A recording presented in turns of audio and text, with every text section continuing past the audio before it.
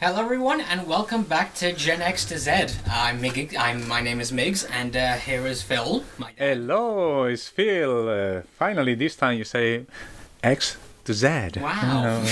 That's the way Okay. we like it. All right. Anyways, for today's topic, we're actually going to be moving on. Not. We're going to be moving on like a little bit from the sports anime, the category, and but this time we're actually moving to something else that I previously mentioned, like in our last episode, which was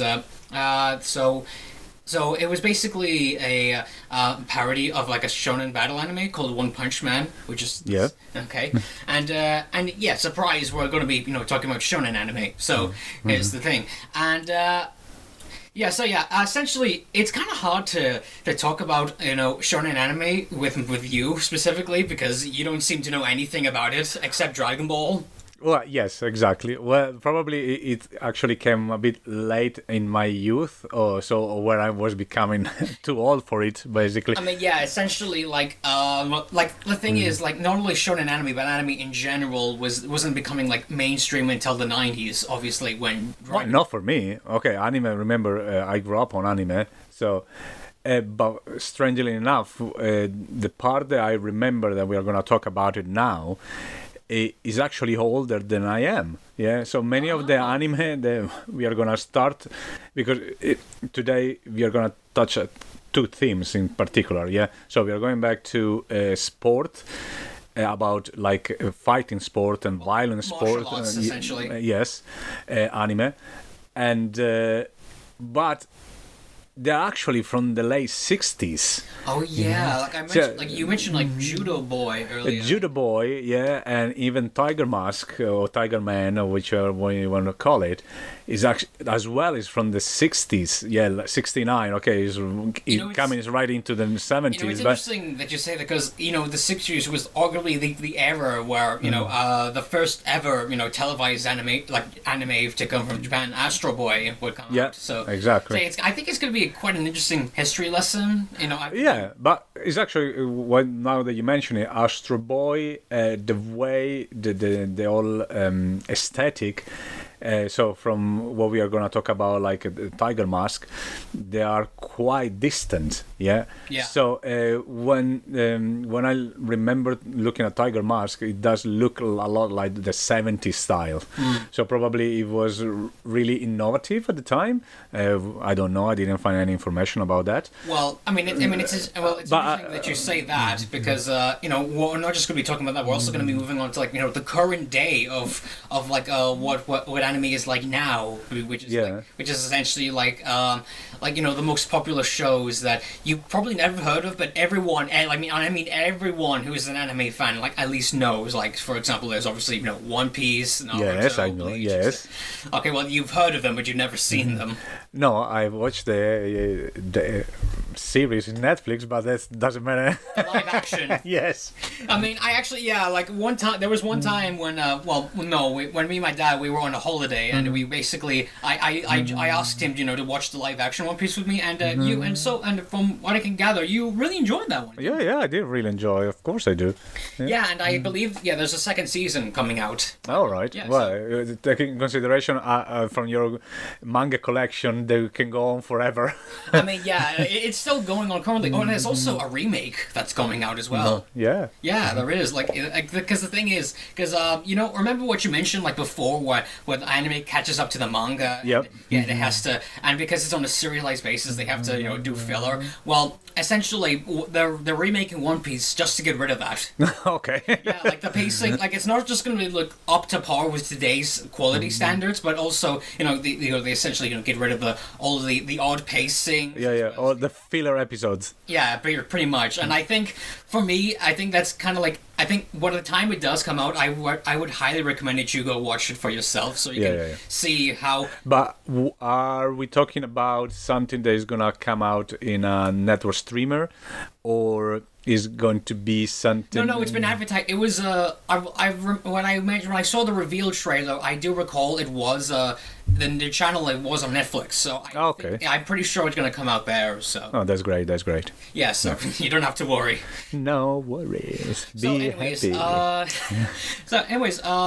Tiger Mask. You haven't seen it either, I'm guessing. I haven't seen Tiger Mask for at least 40 years. No, probably 35. Let's put it that way. Yeah, that's a long time. But I didn't realize until recently it was actually from the late 60s. So remember, probably when I was watching Tiger Mask, it was late 70s, early 80s. So it's at least 10 years have passed since it was already. There's even like an actual professional wrestler based off of that. Yeah, there are many. There have been many copies. Yeah. Damn. And also what we mentioned on the first episode, in Tiger Mask, there was also a character that is a real person in real life. Is Antonio Inoki. That is on the season 2 or the second generation of Tiger Mask. Yeah, so it's not from the original. But yeah, it's a quite a basic story. Orphan, and the antagonist is basically the leader of a group of fighters where he used to train. So where he started everything. Yeah. The Tiger Dan.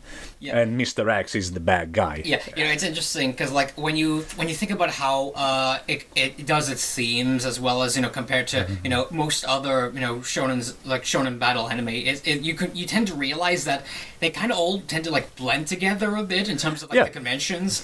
Because I'm literally like looking up on the wiki right now, which is so it says that the thematic orientation of shonen manga or anime is readily inferred from the formal values or slogans that shonen manga magazines assign themselves. For example, the power of friendship or perseverance on victory. Yeah. But but honestly, it's a formula that's been tried and it's always been tested and it's always at least to some degree found some success. Probably nowadays, the biggest difference, the concept is the same. Is the gratuitous violence that has changed? Yeah. Well, for starters, obviously, nowadays, when you view how the fight scenes occur in today's, your mind would be explode.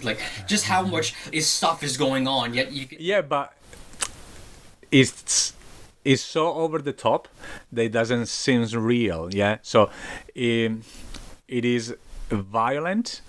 But is also ridiculous in the hyper violence that it is. Well, but the thing is, there's also strategy that's implemented into those fight scenes because I've seen a good video from a YouTuber named Super Eyepatch Wolf, which is one of my the YouTuber that very inspired me. Yeah. And what he talks about is how it's not just in something the pre-narrative context of how fight scenes tend to occur in said anime, but also what happens in between. Well, during the fight scenes, how, for example, how does the protagonist, beat the bad guy, and how and how does the power system help them, afford to take advantage of that? Because if you don't, do you know what a power system is? No, but you're talking about something that is becoming extremely technical, and I'm more. Trying to expose the violence that was so simple because it was more realistic. So that's the thing, because not only has fight scenes in shonen anime nowadays have gone a way bit more out of reach from what you said, but also it's also limiting to the more technical side as well. For example, there's a good shonen anime called Hunter x Hunter, in which it has some of the most elaborate power systems that you might as well look up a thesaurus just to understand the mechanics and everything. So it looks like that tonight Migs is gonna take over this episode and is gonna share with us all of his technical knowledge. The thing is that I say that, but then again, I'm not exactly the best person to remember all of the aspects because they can most fight scenes nowadays that like while they look flashy and but can also be kind of a bit complicated to comprehend from an outsider's perspective. Yeah. Probably thinking about Sequences. No, chronological sequence in the anime where they show violence as a martial art and everything. There is probably something that came later that we are talking about, probably late 80s, early 90s. The Knights of the Zodiac. Knights of Zodiac. Okay, that's a shonen one. Yeah, that is the first one that I remember. Yeah, okay, that's a classic, mind you. Well, it wasn't for me. It was brand new. Yeah, but it still have enough violence. So we still at the time where it was okay. I mean, no, it is still okay, like, in this day and age, obviously, because, like, the first, like, because, like, right now, people are just clamoring over, like, this anime called Jujutsu Kaisen, which I think I mentioned to you before. I mean, yeah, because the thing is that, not only is, like, the power system, like, about as, like, on the more technical side as, like, similar to Hunter x Hunter, but also the fight scenes, they go hard as F. like they go so much like especially like in the second season where like there's like a very cursed being where that goes up against like the main villain or so. Yeah. Okay. Probably. I can put a point of reference where it started to change with the Knights of the Zodiac, because when all of the special moves, like in video game, start I mean, yeah, because if you think about it, before it was real, before it was like video games were even established as something. Yeah, exactly. But when we are talking about Tiger Mask or Rocky Joe, that is actually called Ashitano Joe. So that was based on a reality, on something that it was common. Well, yeah. I get that. Yeah. There were no special moves and dragons coming down from the sky. It's not like sports anime where there's so much visual metaphors where you can barely tend to see the difference between what is even actually happening and what's actually occurring on screen. Essentially. Yeah, exactly. It was more a representation of real life. Well, yeah. Just more violent. I mean, then again, even so, like, most people, like, when I look to anime nowadays, they tend to, well, obviously, when you talk about watching media, it's more like tend to views for escapism. But obviously, anime is, compared to everything else, it is not only like factor in that that escapist factor, but also like encourages it. Like you can really much tell from just how like everything is diluted to the nth degree and whatnot. Yep. Yeah, but that's what I really enjoy about it, because like to me, like nothing really like gets you more hyped up when you get to see two dudes duking it out in the most explosive way possible. Yeah, it was true. It's true. It was. I think now is even more entertaining. Yes. I mean, yeah. Because clearly. obviously the technology of the graphics have changed. Yeah, there's a lot of computer help nowadays. They wasn't done in the classic way of the animation was done. But there's still something I find quite interesting on the aesthetic of the 70s. Oh, yeah. The anime. Yeah. I'm probably completely wrong, and many audience are gonna say we can fact check it. Well, no, I'm not trying to say what is true or what is not true. I'm just trying to say what I feel. Okay. But when I watched Arcane recently, I did find a lot of reference in the aesthetic of the 70s anime. Wait, Arcana? Yeah, the Netflix. Oh, wait, hold on. Arcane, you mean? Arcane. Oh, League of Legends. Okay. Yeah. Okay, so you just mispronounced it a bit, I think.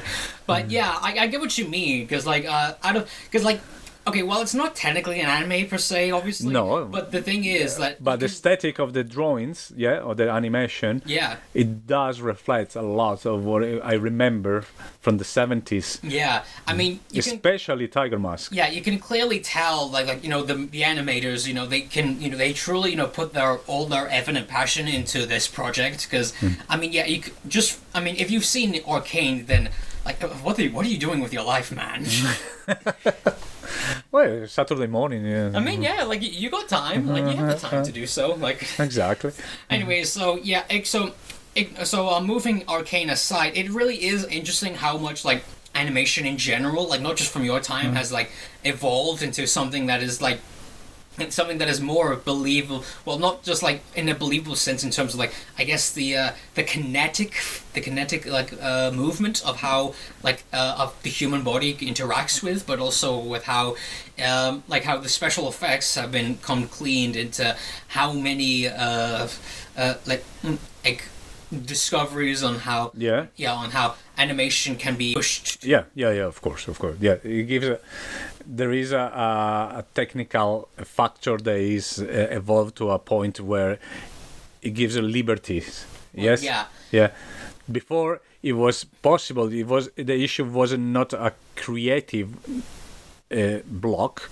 Because it's animation, you can come up with anything you want. But the thing is, but it was too time consuming. It was too time. It was down to technical limitations, essentially. Yeah, exactly. Well, obviously nowadays, like we have, but I want to talk about more like the not just like the technological like limitations, but more so about like how the narrative like equates on that. Because remember what I mentioned is that not only has shonen anime be getting way more and more I wouldn't say convoluted, but at the same time, as long as you can keep the sequences straightforward to comprehend, then obviously it will be like a hit. Especially when you look at a Weekly Shonen Jump, where some of the biggest anime around today comes from that magazine. Okay, well, I have no idea what you're talking about, but I'm trying to keep up.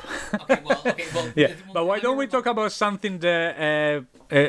Let's move forward in a chronological way, or listen something that I can input as well. Yeah, sure. Should we talk about the first or the original, or for me the only one that is worth watching, Dragon Ball? Yeah, the original Dragon Ball. Yeah. Yeah, no. I get what you mean, because like this was pretty much like the embodiment, like or essentially like the Godfather of shonen anime, like nowadays. Yeah, exactly. But I've never watched Dragon Ball Z, so I don't know. But the original one, it was fun. Yeah. It had the naughtiness or perverse creativity that is common in the Japanese anime at that time. I mean, it kind of still is today. Yeah, exactly. So the part is quite entertaining, and. It was already moving out for a fighting scene that are representing reality. Yeah. So that's why it makes it so much entertaining, because the fighting scene with the special powers, with the characters that are not even human, some of them. Yeah. I mean, So I get what you mean, because like obviously you're definitely not alone in this. How many people tend to prefer the early Dragon Ball fights to be a bit more down to earth and more grounded, because like you, they that's what they grew up with essentially. Yeah. But also at the same time, like most people know Dragon Ball Z as like the epitome of what their fights are known for essentially. But I mean, like it is interesting to see how Dragon Ball has not only paved the way for many like shonen fights to come, but also just how let's say how so many people have been inspired by it. You know? And well, it is a cultural item that has transcendent anime. You can see it everywhere. You can see t-shirt, you can see jacket, you can see baseball caps. There are many people that are wearing, they don't even know what they are. I mean, yeah, it's true. But also, I just want to clarify, did you know that the author, Akira Toriyama, passed away last year? No, I didn't even know he was the author.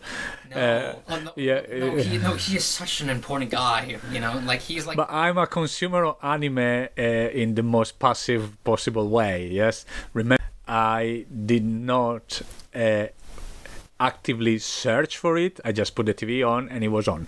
I mean, yeah, you're one of those casual viewing goer, essentially. No, nothing to do with that. It's part of my generation. We couldn't choose which anime to watch. Yes, Yeah. it was imposed by the networks. Today you watch this one. Yeah, You choose to. yeah. If you want, if you don't wanna, you watch. Just switch off the TV and do something else and go read a book. Yeah.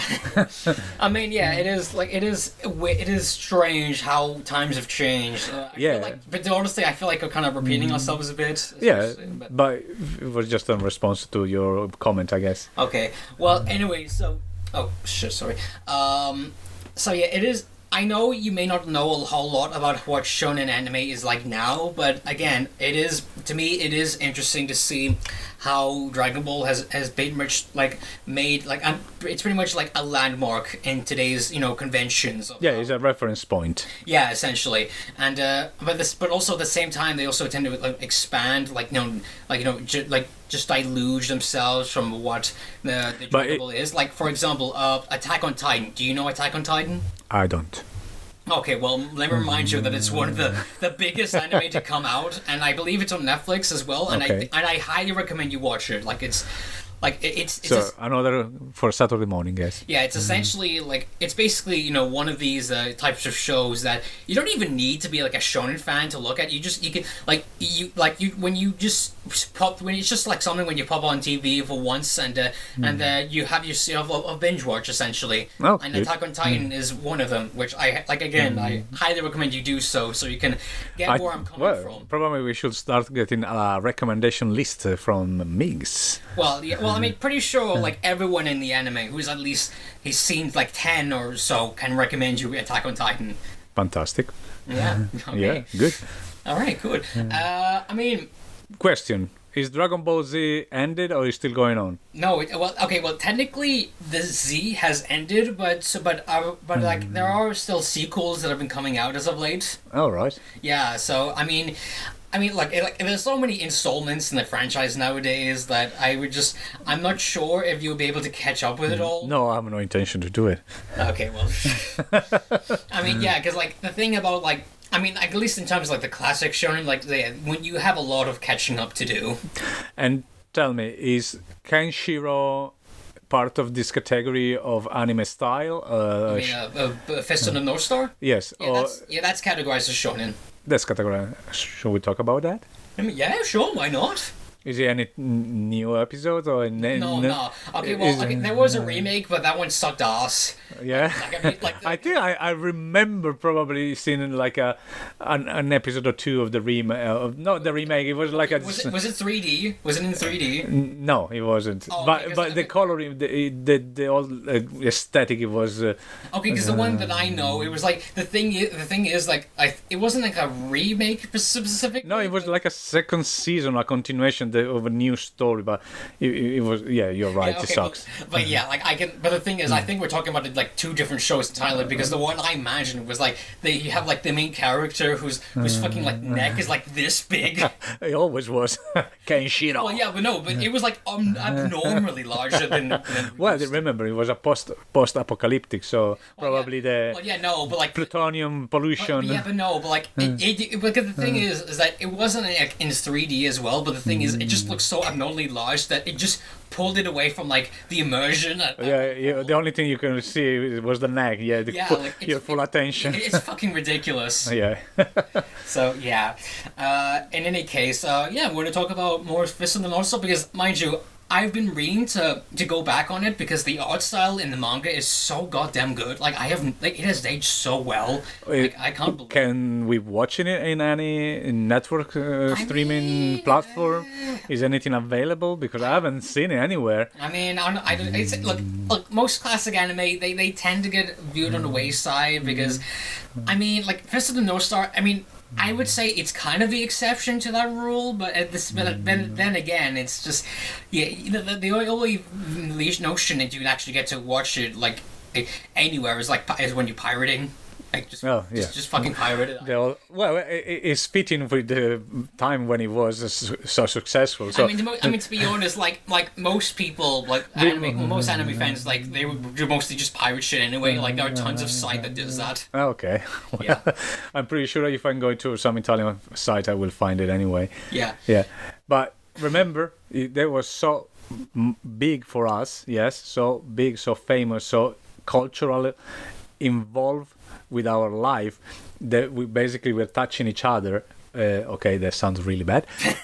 So we were playing or poking each other with the movement of the fingers, like in the and then like the four fingers, and then you're gonna be dead in 10 seconds. And that's of course, what that's actually a meme, like Omae no Shinderu. That's it's still a meme that's been ongoing. I guess that means that you're gonna die in 10 seconds. Yeah, well, you're already dead. Oh, you're already yeah. Yeah, I mean, honestly, like even today, like when I was reading the manga, like it is like, especially like, I wouldn't say the narrative has aged particularly well, but the art style, like holy shit, you would not believe, like just. But is there anything nowadays that is culturally so influential that the young generation, the friends, they talk about it and they discuss it and they introduce the movement like okay, I would say that there is I wouldn't say it's like the Fist of the North Star specifically, but there is one, like, in the one series that took major inspiration from it and has now become like, wildly well known in the anime community today. So have you heard of JoJo's Bizarre Adventure? I had, yes. Okay, because I told you about it before. Yeah, that's why. It was from you that I heard it. Okay, because essentially, so it actually began in the 80s. So around the same. I think it's around the same time as Fist of the North Star, but it is still ongoing today, believe it or not. But the thing is that it's actually carried out in parts, where essentially it is viewed from like a protagonist of the same bloodline, called the Joestar bloodline. Okay, so there's a different main character every season. Yeah, every part there is a main character, and it takes place in an entirely new setting with different like settings. Like from the one moment you're going like on an odyssey, and the next thing you know you're in a mafia. Okay, but that's making it a lot more interesting, actually, because instead of going on season after season after season and it start looking like The Simpsons, the characters never change age.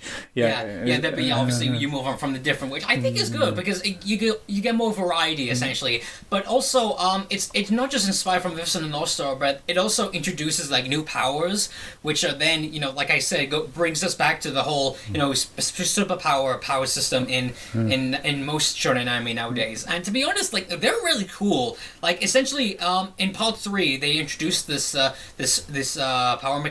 system called stance, which are essentially like, think of it as like your ghost form. Okay, yeah. Which essentially like it can basically do like depending on your character, it can essentially like view from like something like stops time, for instance, or something that can also be able to do like transform anything into. I mean, okay, it's very complicated the way I'm explaining. For some reason, what you're explaining right now it seems familiar. I must have seen it somewhere else. This concept of like the ghost that is introduced into the fight. Well, yeah. I mean, I get what you mean, because like I said again, it first came out during the 80s, but the thing is, until the 2010s, there wasn't actually like a former anime released anime. There was only like an OVA series that came out in the 90s, but that was like, I mean, you can still watch it, but then again, it's just, it wasn't really publicly well known until the recent one that came out. Yeah. And so then again, I'm not sure, like, unless you've seen like I guess 5 or 10 more anime, you wouldn't exactly like see what's the appeal of JoJo's Bizarre Adventure, because part 1 it's kind of like pretty much considered to be the weakest one in out of the entire. Oh, so it's a slow burner. So you start. Well, it's not a slow burner per se, but then it's only like 8 episodes in the first part, but it's only in part 2 where things get actually the momentum gets more interesting. Yeah, pretty much, and also the soundtrack is banger. Oh shit! Yeah, and also I would. Should we do an episode later soundtracks? on soundtrack, because some of them, my god. I mean, no, I would definitely enjoy talking about soundtracks, like in the next episode, anyway. Yeah. Yeah. So, in any case, so I wouldn't. So JoJo's Bizarre Adventure. I'm not sure if that's something you would want to get into today, but because for one, it's you haven't even catch up to it. So like there's a lot of like parts to catch up on, and mind you, people are gonna like be shredding online the fact that you might not watch it out of chronological order, for instance. So. Do I care what people say? I mean, yeah. I don't know. Oh my god, I'm not the YouTuber here, so. Yeah, I'm being really anarchic guy here. Yeah. I'm gonna ruin Mig's career on the YouTube. No. No way. Before it even began.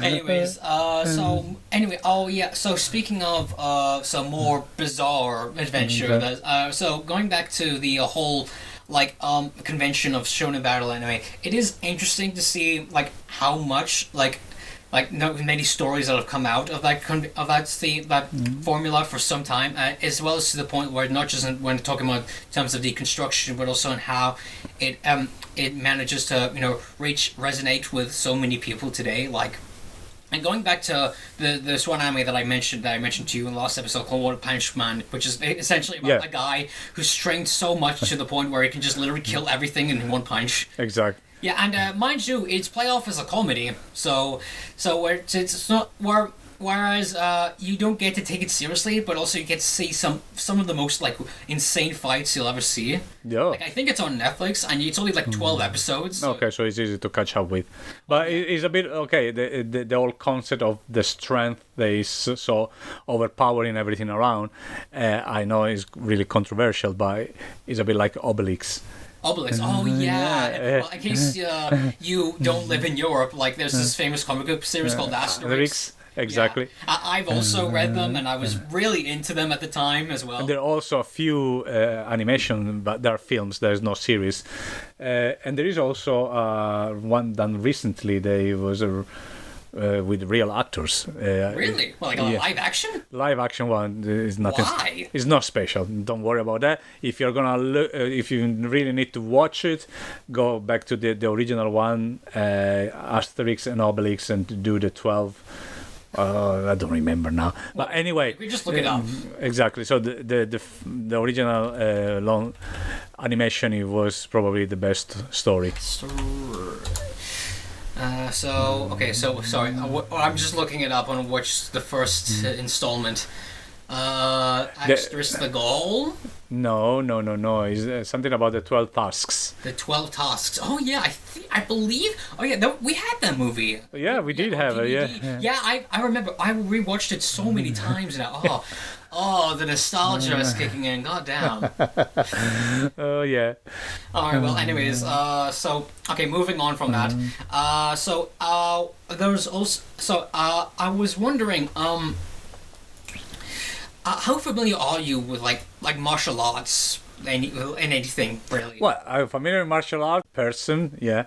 Going back, I did judo for many years. Yeah. Okay. I started martial arts not as an anime enthusiast, but as a real person.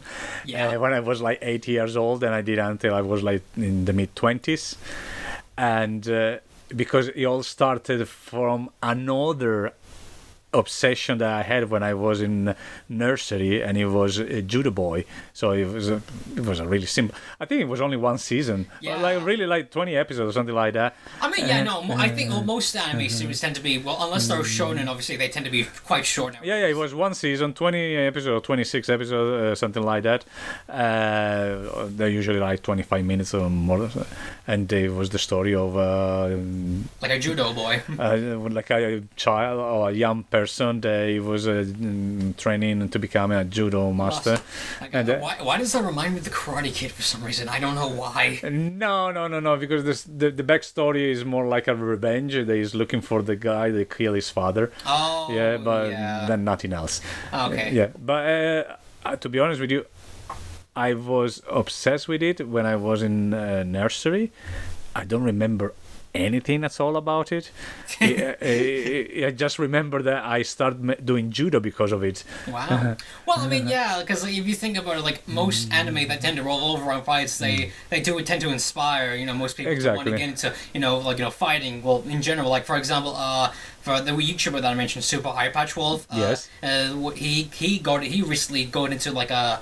He's doing it as a hobby, as like I believe it was taekwondo. Well, it doesn't matter. Oh right, yeah. But yeah, like what made me okay? Well, I'm not exactly haven't done anything martial arts wise. What? Well, you did try judo. You probably don't remember. It was just the physical content. It wasn't for you. I mean, yeah, no, yes. Well, in any case, so yeah, I mean, it's to me it's interesting how like a fight scene is like. When you compare it to like a live action to something like induced in animation, it like the difference is sort of like night and day. But of course, when you put it in like animation, it can be just about anything. Whereas it's more down to earth realism or just the most batshit stuff you'll ever see. Yeah, exactly.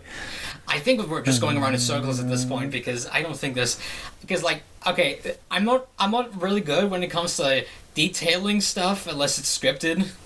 Well, but remember the beauty of what we are doing. Yes, the beauty of this conversation of Generation X to Z, it is a conversation. Yes, yeah. We are not trying to do a video essay here, or is not. Yeah, we are not telling you what we are talking. It is from our experiences, for what we feel, from what we feel right now. Yeah. So I get what you mean. Yeah, no. But the thing is, right now I wanted to, actually put my thoughts into what I think interprets best as a fight scene in general. But right now my mind is just not working with me. It's okay. We can continue. Probably we can do a small parenthesis next week, and then you will have something script. Yeah, if you want to. I mean, you already had the list from last one, right? I did have, so I already cheat once, so you can cheat next time. All right, cool. Anyways, moving on. Shit. What? I mean, obviously, like. I can recommend you some anime, like shonen anime. For example, so there's this one a show from the same creator of One Punch Man it's called Mob Psycho 100. So essentially, it's instead of revolving around a guy like that beats everyone in one punch, it revolves around like espers. Like a psychic, but the thing is that so the main character is like a super powerful esper, like more than anyone that even does actually uses espers as well. But because he's an ordinary kid that goes. But can you explain me the term that you're using because I'm not familiar? Esper basically someone uses like psychic powers. All right. Yeah, that's a noun for someone who uses psychic powers. How have you never heard of that word? Don't know. Okay. For a moment, I thought, is he trying to say expert? Esper. I understand that now, but it's like I was not connecting what you were saying. Okay, so anyway, so Mob Psycho 100 is essentially about like a middle school kid who has like a super powerful like psychic powers, but in what you might think they might give him some advantages in like day-to-day life, but they just for him it just does not, because he's deep down he's still like the same like insecure kid that goes through many tribulations that you go through like in your school life, and I'm trying to find meaning into why does he have these powers to begin with, okay, and how is he willing to cope with that essentially, and it does have like so. Just to get this out of the way, the animation is, of course, about as flashy as many other typical shonen anime there are nowadays. But what I particularly enjoyed about Mob Psycho 100 is how it has a lot of heart to how it carries the main character through his not just his own like reflective journey of what it means to not necessarily live with superpowers, but also as a pave the way for many other characters in his life as well. Like for example, there's his master, who not really a master like in terms of like psychic powers, but he's essentially a con man. Oh right. He's a con man. But the thing is that what he does do is technically like scam. What he does do is scam people for a living. He does surprisingly have like a good heart and actually does offer like insightful advice to Mob. Particularly, like I know you find it like which is ironic. Well, no, it's not ironic. It's actually a character that you're seeing in many films as well. Yeah, Look, how often you in Hollywood movie or even in continental Europe movie, French, there is we are talking about criminals, but inside the social group of the criminal, there is always a person that is the one that is caring for everyone. That is doing it, because he cares about and the other people in the group, or the honor that exists with the other people in the group, that they will die for each other. I mean, so okay, well, there's nothing new. Well, the thing is, about the comment, I actually consider him to be one of my personal favorite characters to come from anime in general. So yeah, I would highly recommend you go check that out alongside One Punch Man, because the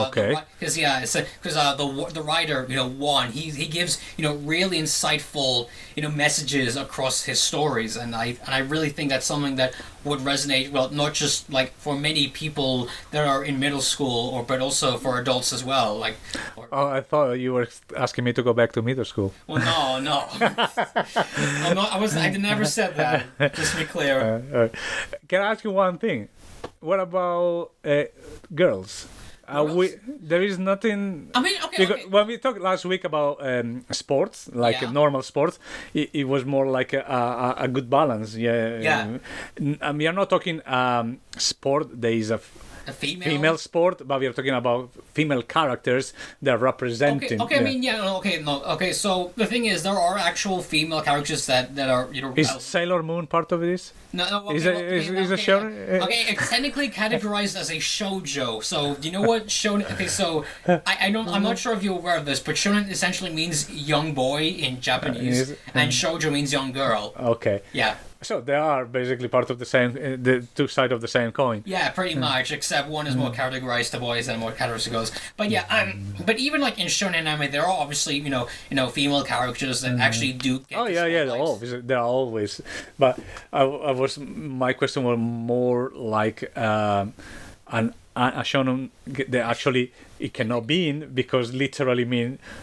I mean, yeah, it is to me, even to this day, I still kind of a bit baffling that there hasn't exactly been like a proper shonen series that doesn't star a fully fledged female protagonist. I mean, there are some couple out nowadays, but the way they showcase it is like, for one, it's not exactly like in the most like a discreet type of way. Okay, you know what I mean? Yes. Okay. Yeah. So they're missing the point altogether, basically. Well, yeah, but at the same time, oh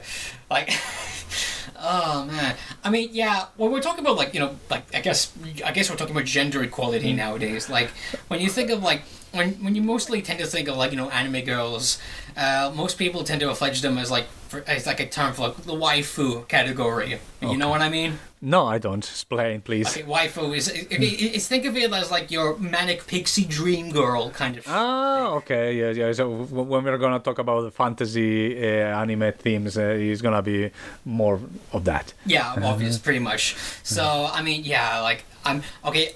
Okay, I know we're not exactly. We're kind of changing topics a bit. No. We can always touch different theme, but even though we are in no part of the topics, there's no problem. In any case, so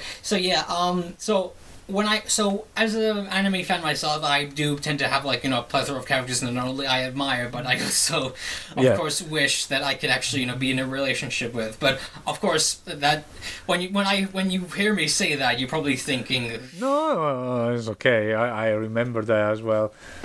It's not a problem. It is just a fantasy. Yeah, I get it. But yeah, obviously, when you think of character anime girls, they tend to get I mean, I wouldn't say they're not as well developed as male characters. Obviously, it's like every other piece of media. You get one or the other. But I don't know, when you view when I tend to view anime women in general, it's kind of like a blend between a very well developed characters, and also as well as pandering to like I said, the fan service. Yes. Do you think there's anything to do with the Japanese culture where the anime is created, because I mean, it is diluted to that. It's like, don't get me wrong, because like, I mean, obviously, when you compare like how I guess like how Japanese culture dilutes to their like I guess the woman's like hotness. I'm bad at this. No, I'm not talking about that, and I think probably is a subject that we should touch really, really careful. But yeah, Western culture nowadays, especially your generation, is more aware of all of this equality. Yes. Yeah. Okay. But in the Japanese culture or Korean. Hello, hi, we're back. Sorry to first wrap up. Technical issue. So, anyways, where were we again? We were talking about the cultural differences in the Western civilization and the equality of the genders that is in Japan and South Korea. Yeah. They are not as we expected in the West. So right. we need to respect that, and we need to remember that Japan is creating the anime, and the culture of Japan was always going to be reflected in what they produced. I mean, yeah, but the thing is, most people, like, especially in the mainstream, most people wouldn't get that, clearly. No, exactly. But I guess it's just some part of, like, we have to live in it, because obviously when some thing gets popular, most people, like, I guess in terms of, let's say, media literacy, like, they don't necessarily want to understand the deeper meaning behind what they're watching. No, exactly. But okay, I don't think this is the platform, or we don't have the time either. But yeah, we are not gonna go deeper into this conversation of. Yeah, because I think it's time we wrap with this up. Like exactly. Yeah. And let's hope that we can save this recording for tonight, because. Yeah, my computer crashed, and now you're only listening to Dad's microphone for most of the session. Yeah. Well, but your voice is gonna sound really nice at the end. Okay. In any case, so yeah, this is Migs, and this is Phil. And this is Phil, and he was Migs. Yeah, okay. So this is Gen X to Z, and thank you for listening to us. See you next week. Bye-bye.